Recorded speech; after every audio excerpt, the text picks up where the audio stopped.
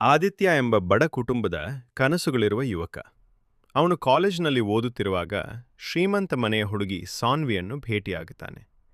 ಆರಂಭದಲ್ಲಿ ಜಗಳದಿಂದ ಶುರುವಾದ ಪರಿಚಯ ನಂತರ ಸ್ನೇಹವಾಗಿ ಕೊನೆಗೆ ಪ್ರೀತಿಯಾಗಿ ಬೆಳೆಯುತ್ತದೆ. ಸಾನ್ವಿಯ ತಂದೆಗೆ ಈ ಸಂಬಂಧ ಇಷ್ಟವಿರುವುದಿಲ್ಲ. ನನ್ನ ಮಗಳನ್ನು ಮದುವೆ ಆಗಬೇಕಾದ್ರೆ ಮೊದಲು ನಿನ್ನನ್ನು ನೀನೇ ಸಾಬೀತು ಮಾಡು ಎಂದು ಆದಿತ್ಯನಿಗೆ ಸವಾಲು ಹಾಕುತ್ತಾನೆ. ಆದಿತ್ಯ ನಗರಕ್ಕೆ ಹೋಗಿ ಕೆಲಸ ಆರಂಭಿಸ್ತಾನೆ.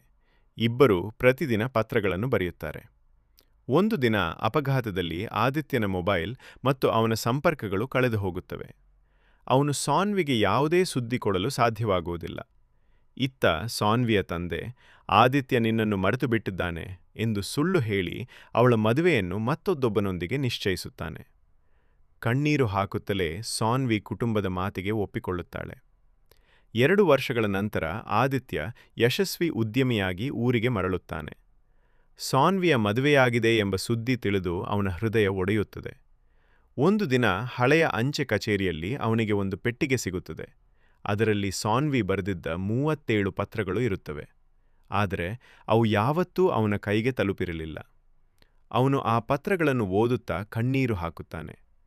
ಕೊನೆಯ ಪತ್ರದಲ್ಲಿ ಸಾನ್ವಿ ಹೀಗೆ ಬರೆದಿರುತ್ತಾಳೆ: ನೀನು ಒಂದು ದಿನ ಹಿಂದಿರುಗಿದರೆ ನಾನು ನಿನ್ನ ಜೊತೆ ಇರಲಾರೆ, ಆದರೆ ನನ್ನ ಪ್ರೀತಿ ನಿನ್ನ ಜೊತೆಯೇ ಇರುತ್ತದೆ. ನೀನು ಖುಷಿಯಾಗಿದ್ದರೆ ಅದೇ ನನ್ನ ಗೆಲುವು. ಆದಿತ್ಯ ಆ ಪತ್ರವನ್ನು ಹೃದಯಕ್ಕೆ ಹಚ್ಚಿಕೊಂಡು ಮೌನವಾಗಿ ಅಲ್ಲಿಂದ ಹೊರಡ್ತಾನೆ. ಹಲವು ವರ್ಷಗಳ ನಂತರ ಅವನು ಅನಾಥ ಮಕ್ಕಳಿಗಾಗಿ ಒಂದು ಶಾಲೆ ಕಟ್ತಾನೆ. ಆ ಶಾಲೆಗೆ ಸಾನ್ವಿ ಎಂದು ಹೆಸರಿಡ್ತಾನೆ. ಶಾಲೆಯ ಉದ್ಘಾಟನೆಯ ದಿನ ದೂರದಲ್ಲಿಂತು ಸಾನ್ವಿ ಅದನ್ನು ನೋಡ್ತಾಳೆ. ಇಬ್ಬರ ಕಣ್ಣುಗಳು ಒಂದೇ ಕ್ಷಣ ಭೇಟಿಯಾಗ್ತವೆ. ಯಾರೂ ಮಾತನಾಡುವುದಿಲ್ಲ.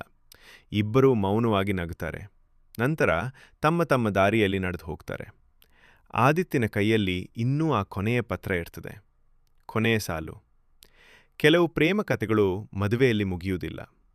ಅವು ನೆನಪುಗಳಲ್ಲಿ ಜೀವಮಾನವಿಡೀ ಬದುಕುತ್ತವೆ.